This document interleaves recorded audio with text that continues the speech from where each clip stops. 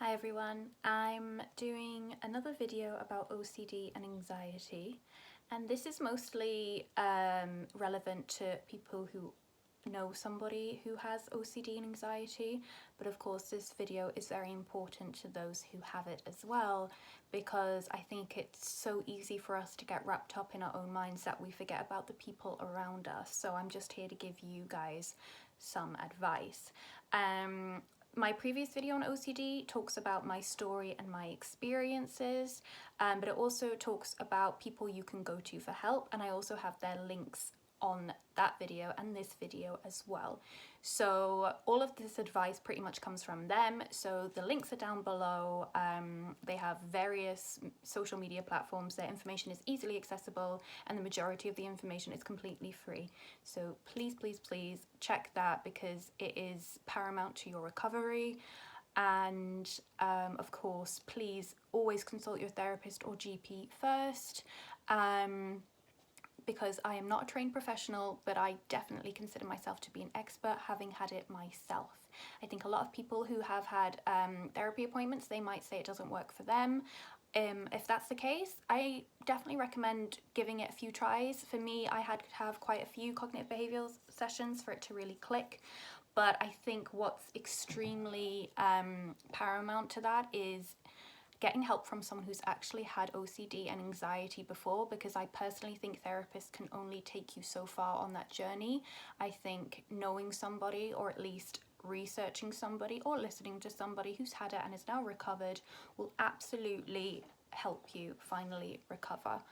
I just want to make something really, really clear, because this is something that I used to think, and it used to really hinder my journey. Sorry, that's my cat. She's talking if you can hear her. I need you to hear this, but this is not a bad thing, okay? There is no cure for OCD. And you might think, okay, I'm just going to give up now. What I mean by that is OCD, you can recover from it fully, but you can't cure it.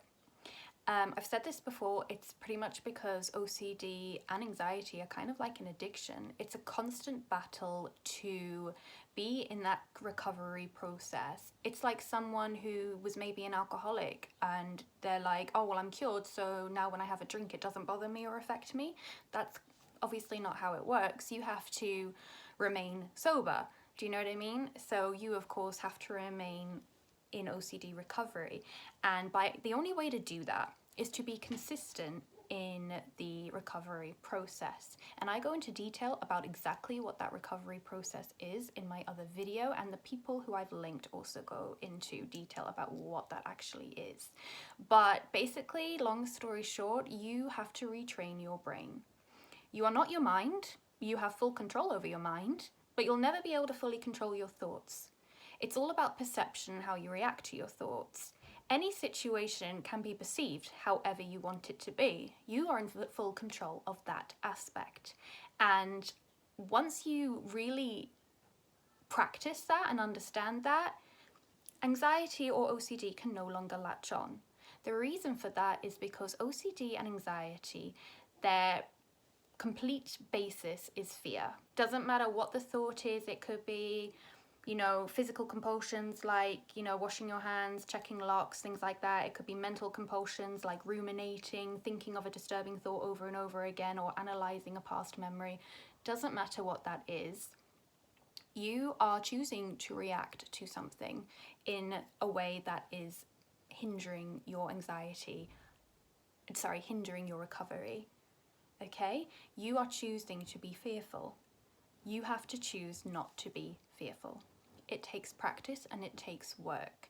And here is where those loved ones come in. Now, obviously, this is going to be something that a lot of people have disagreed with me on, but those people themselves are in the depths of their OCD and anxiety, and therefore, obviously they want people to do what I'm about to say not to do.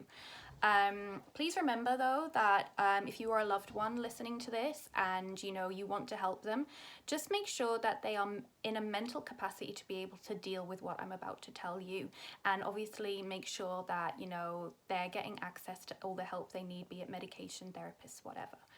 But everyone will make this mistake, or at least the majority of people will, because they try to do it out of love when in actual fact it will make it worse rather than make it better. And that is reassurance behavior. It could be something like, oh no, don't worry, you checked the locks and everything's going to be fine. Or don't worry, you're not a bad person, and you haven't hurt anybody. You would think reassuring someone of something like that would make them feel better. For someone with OCD, it will only provide short-term relief and encourage the cycle. Your OCD wants constant relief, it wants constant reassurance. What you now need to do is retrain your brain to have unconditional self-acceptance. It takes time, it takes practice, but there is no there is no like quick cure, do you know what I mean? Or quick recovery. There is no quick fix. That's the word I'm looking for. It is a one-size-fits-all recovery method. If it was that easy to recover from OCD and anxiety, then everyone would recover from it, right? Because people are trying to do all these quick fixes or all these little things when really there is only one route. There really is. And people are finally understanding that, and they are teaching that, okay? So therapists, loved ones, they can only take you so far. You have to do the work yourself. And I wished that I had remained consistent, because had I stopped and started like so many times, like I would get a session of cognitive behavioral therapy and think, okay, that's it, the thoughts don't bother me anymore, and then a year later they'd be back and I'd be back in that cycle again. It's because I didn't do anything for myself. I just relied on other people to help me rather than seeking that help, seeking out the information, like listening to a podcast about it a few times a week. You have to actively work at your recovery. And you might think, I don't know how to do that. Well, I'm going to help you. So, like I said, if you are a loved one, or if you yourself have OCD and you very much want a loved one to help you, do not ask them to reassure you. It's not fair on them, okay? They are not accountable and they are not responsible for your reassurance. They are not there to feed your OCD. I remember one time I was petrified. I won't go into thought content just in case people with OCD are watching and they're currently in that place where they could be easily triggered by certain thoughts. So I'll just say that I was afraid of doing a certain action, and I would get my mum to check to make sure that I hadn't completed that action, and I would like, please just check, please, and she would be like, no, I'm not checking, and that would make me angry at her and upset at her, because I was like, why aren't you doing this? Like, why don't you care? Please just check for me. And I would get really upset and I would get a panic attack, okay? And eventually she would be like, okay, I'm gonna check, because she felt bad that I was feeling so scared and so anxious. Unfortunately, as much as you love that person, be it a child or an adult, you have to let them ride that anxiety out, because eventually you will get to a place where the anxiety no longer bothers you, where your panic attack lasts a mere seconds, if at all. Okay? The trick is not to fear anxiety or panic attacks. If you feel one coming on, you have to learn to welcome it like an old friend. It takes practice, it's hard, but I promise you it's worth it. I haven't had a panic attack in God knows how long now. I've had thoughts, yes, but I now am able to no longer fear a panic attack.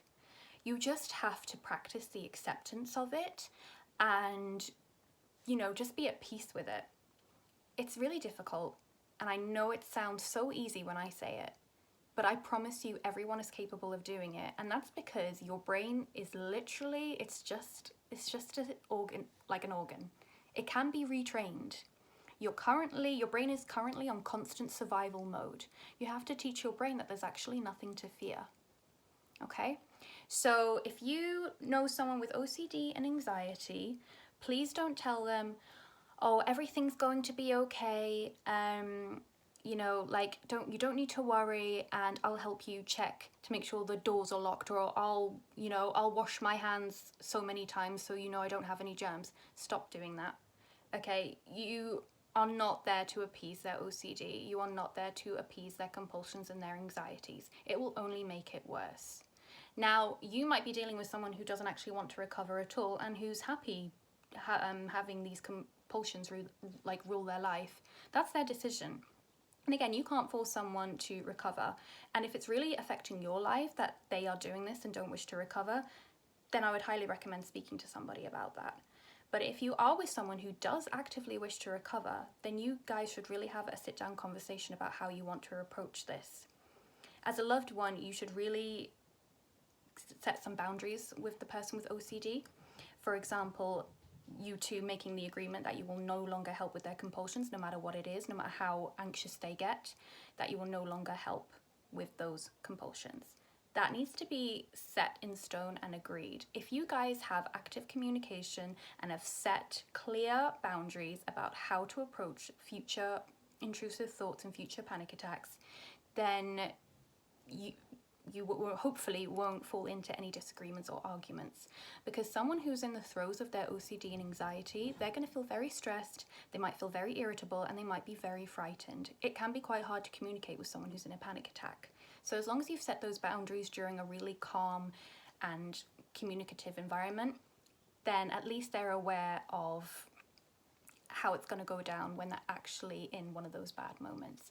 Now, of course, if you're dealing with a small child who might not be able to communicate or understand boundaries very well, it's going to be more difficult. And again, I would recommend speaking to someone about that because children might react differently. But in terms of generalized OCD and anxiety, I do think this will help children as well. So, say a child or an adult is having a panic attack or an OCD attack. They're both pretty much one and the same, but of course, some people with anxiety might not get thoughts or triggers, but normally the two coincide pretty closely. Please, we've already covered step 1. Please do not reassure them. And you might be like, okay, well, what do I do or say instead? How can I not reassure them if they're uncomfortable? You know, you want to comfort them. I know it's difficult, but comforting them by encouraging those OCD behaviors will not work. So what can you do instead? We'll get to that. The step 2 of don'ts. Now, the step 2 of don'ts is don't distract them or encourage them to distract themselves by doing something else. It is such a common thing to want to do to help. You'd be like, oh, why don't you just go watch some TV and distract yourself? Again, it's another short-term fix. It will not provide lasting relief, and it will not actually fix the core of the problem. Distracting yourself is easier said than done, okay? You really need to sit with that thought, no matter how uncomfortable it is. You need to learn to be in that moment, and you need to learn to be at peace or accepting of that moment. Now, if they're in a place where they're not mentally able to do that because the anxiety is so bad and they can't actually sit with it at that point in time, then instead you can just say, disregard it. Not distract, disregard, okay? And you can do this with a child as well. In fact, there's a little technique that I'm going to tell you that works great with adults and especially children because it's kind of like a game. But you can absolutely tell the loved one to disregard. So it's very important that if you're willing to help someone, that you guys agree that there should always be open communication about how that person is feeling. So they could be like, okay, I've got really bad OCD today, or I've got a thought, or I'm feeling really anxious today. Tell them, disregard it. The second a thought comes up, say disregard. You can say it out loud or in your head. Okay, say disregard. That's going to make the thoughts come in even more. If they are not mentally able to sit with those thoughts at that point in time, tell them to say disregard out loud. Doesn't matter how many times a day you have to do it, just do it, okay? And that will at least tell the brain that they are not interested in these thoughts whatsoever, that thought doesn't pose an interest to them at all. Okay, it might be really difficult to do to start with, to say disregard, because like I said, the thoughts are probably going to come in even stronger. But at least that's something that can help you get some kind of relief going, whilst at the same time not giving into any kind of compulsion or reassurance behavior. You're just shutting the thought down completely. So what to do if someone is really struggling with disregarding, like if someone's being like, it's not working, like I'm saying disregarding, but the thought is still coming in and I'm still extremely anxious. You can then try the 5-4-3-2-1 method. This is also a really good method for people who have had trauma or for people who have a stuck memory and they're just having difficulty living in the presence. The 5-4-3-2-1 method is also a great little game that you can play with children who are also feeling anxious and have OCD. The 5-4-3-2-1 method is basically using all of your senses to be aware of your surroundings. So it's really good for kids as well because, you know, kids develop by using their senses. So it can be 5 things you see, 4 things you can touch, 3 things you can hear, 2 things you can smell, and 1 thing you can taste. Do it however many times is needed for them to feel back in the present again. And if they get another relapse of thoughts or another relapse of panic attack, get them to repeat the process, okay? All it's doing is grounding them in the moment. It's not necessarily distracting them by having them watch TV. It is actually a certified technique to help them be in the present. So that is a healthy way to help someone quickly deal with their thoughts. Another thing that you can also do, which again is perfectly acceptable, but eventually we want to get them out of this and onto the next level, which I will explain, is to tell your thoughts, okay, I'm going to give you 5 minutes, or your anxiety. I'm going to allow 5 or 10 minutes of my day to be really anxious or to do my compulsions. 10 minutes a day, but after that, I'm not allowed to do it anymore. That's the rules, okay? Human beings like structure, human beings like routine, okay? That's why OCD can latch on so well, because it's all about routines, no matter if they're negative or whatever. So you, as a loved one, can help someone with that by saying, okay, are you having a panic attack? Okay, well, we can only do 10 minutes. And then after that, you know, you have to tell your panic attack, oh no, we've already had our 10 minutes today, you can come back tomorrow. It sounds a bit strange, but it does work. It might not work straight away. Please don't be discouraged if none of these techniques I'm telling you work straight away. You need to put in that practice because your brain has been used to being in an anxious environment for so long. So please expect this to take some time, but I promise you it's so worth it. Okay? Once they find, or once those techniques are finally starting to work for them, they may then be strong enough to go to the next step, which Ali Graymond, an expert in OCD who has also had it herself, recommends is the most successful way. And that is sarcastically agreeing with your thoughts or agreeing with your anxiety. What I mean by that is, and let's make it clear, I'm not saying that any horrible thought you get you are wanting or agreeing with. Your OCD might tell you you want it. Your OCD might say, well, if you're agreeing with the thought, that makes you a terrible person and you're a bad person. Fine. Don't analyze it. Sarcastically agree. Of course, your thought's going to go, well, what if you weren't being sarcastic? No analyzing. Agree. Your brain might say, you're a murderer. You're going to kill your whole family. Yeah, I am. I'm going to be the worst murderer of them all. I'm going to go to prison forever. It's going to be terrible. Okay? You will, I promise you, you will get to that point where you are able to do that. And you want to be at that point because what you are now doing is telling your brain that you are not acknowledging any fear. You are telling your brain that no matter what happens, you are still going to accept yourself for who you are and you have no fear behind it. And I know it's really hard to do because OCD can give you some really disturbing and dark thought content, but you will eventually get to that place where no matter what, you unconditionally accept every scenario that OCD gives you. Because let's remember, and this is important to know as a loved one, the thoughts are going to keep coming. Okay, you can control your brain and you can change your brain to no longer be in this constant survival mode, in this constant mode of fear, but you can never control your thoughts. But you can control how you react to your thoughts. So eventually you just want to be at peace with those thoughts no matter how dark and disturbing they are. Because like someone who doesn't have OCD, when they get a thought, and everybody gets a creepy thought now and again, everyone does, the difference between you and that person who doesn't have OCD is that thought doesn't bother them. Why? Because they're probably like, that was just a weird thought, or yeah, probably, and they just laugh it off, you know what I mean? Like in their head. That's the point you want to get to. So yes, you do need to get to a mentally strong enough point to agree with those thoughts. And no, that never means you actually want it to happen or you actually are becoming like a bad person by agreeing. And some people think, oh, well, this thought no longer bothers me. Does that mean I'm a bad person now? Does that mean I want it to happen? No, but I'm not going to reassure you, so maybe it does. Maybe it doesn't. Who knows? Live in the moment, live in the present now. Who knows what it means, you know? And again, I know that can sound very unsettling, but you as a loved one as well need to help them by sarcastically agreeing whatever thought they're getting, because those thoughts have no truth to them. So if they're worried that they're going to harm somebody or they're going to harm themselves, and obviously when I say harm themselves, I do mean like from OCD, okay? If someone really wants to harm themselves, it's another kettle of fish. But like, if they're getting those thoughts and it's, you know, OCD, you know, you can help by, you know, helping them to be content with that thought by like, yeah, maybe you are a bad person. Oh well, I'll still love you. Or, you know, I'm not bothered. You shouldn't be bothered either, okay?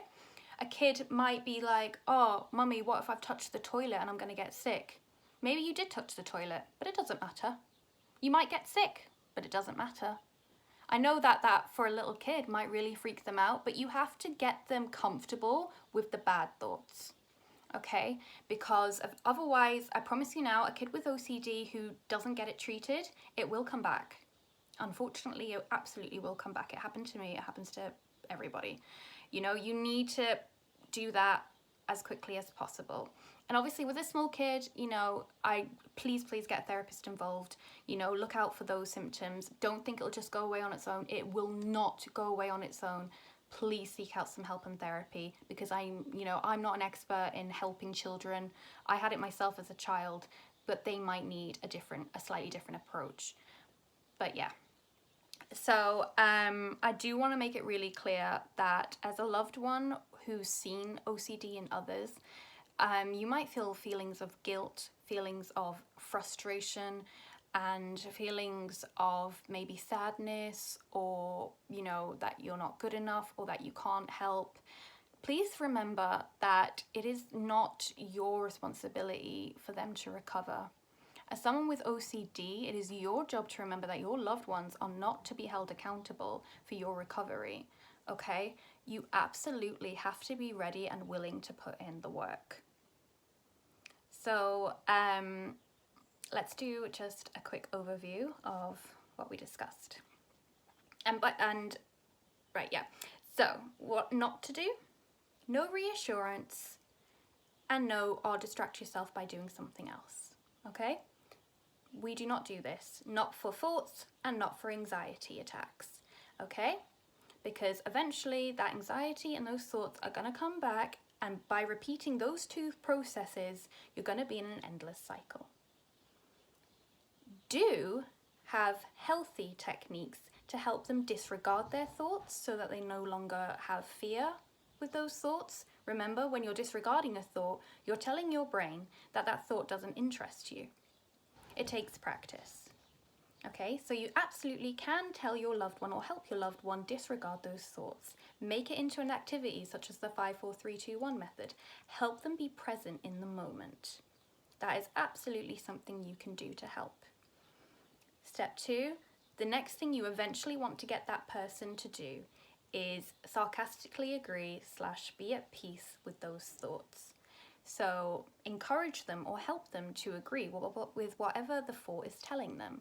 Is the thought telling them they're a bad person? Yeah, fine, you're a bad person. Maybe we're all bad people. You know, doesn't matter. Okay? You have to get to that point. For example, I have physical compulsion as well. Or what if I'm going to get loads of germs? What if I'm going to get sick? Yeah, I'm probably going to get sick. We'll just see. Let's see. Let's just find out. Okay? You need to really be committed to that. If you're a loved one, please help them commit to that if they are willing, okay? And now that I pretty much told you, you know, the basics of how to help with the OCD. And by the way, this can absolutely help with just run-of-the-mill panic attacks, because obviously a panic attack is more of a physical thing and they might feel sick or their heart might race. Just be with them, comfort them, but also just say your panic attack is just your brain reacting. Your brain is in survival mode, but there's nothing to fear. Sit with it Eventually your panic attack will go away. Sit with it. Do not be like, oh, I wish I didn't have this panic attack, I wish it was gone, because that shows fear. You have to be at peace with that panic attack. Be like, oh good, I've got a panic attack. There's the sarcastic agreeing stuff I'm talking about. Good, I've got a panic attack. I'm really glad I've got it. Oh, I feel sick. Amazing. That's fine. Not a problem whatsoever. I know it's going to feel strange, but I promise that will work and it will help. So, now that you know the two do's and the two don'ts, I really, really hope that this helps.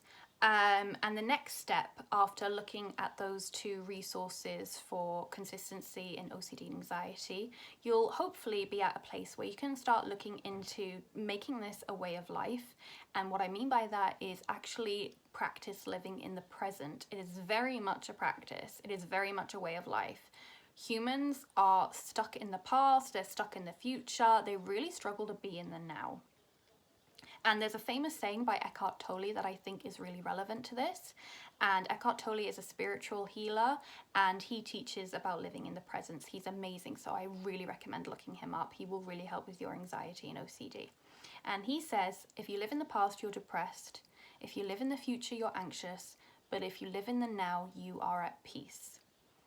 And he also says, if you really want peace, you will choose peace. And again, that sounds so simple to say, but what he means by that, I think, is that if you really want something, you can have it. It's not out of your control. You are your own mind, but at the same time, you are not your own mind. That might sound really confusing again, but I promise if you look into him, you'll understand what I mean. Just remember that everything is within your control, and all the things that aren't are out of your control, and that's just the way it is. There's nothing you can do about that. But luckily, anxiety and OCD is absolutely within your control, and you have to let go of anything else that isn't. I'm really sorry if all of that little bits there just contradicted themselves. Eventually they will make sense to you, and yes, please look into Eckhart Tolle, and I really hope this video helps. I know as someone who has not only had OCD and anxiety, but has also been with someone who's had OCD anxiety, that the journey is hard, unpredictable, and frustrating. Just remember, self-care for you, self-care for the person with OCD, and it's okay to be selfish sometimes. Set those healthy boundaries and just be committed to consistency. It's going to take time, but you're going to be absolutely fine.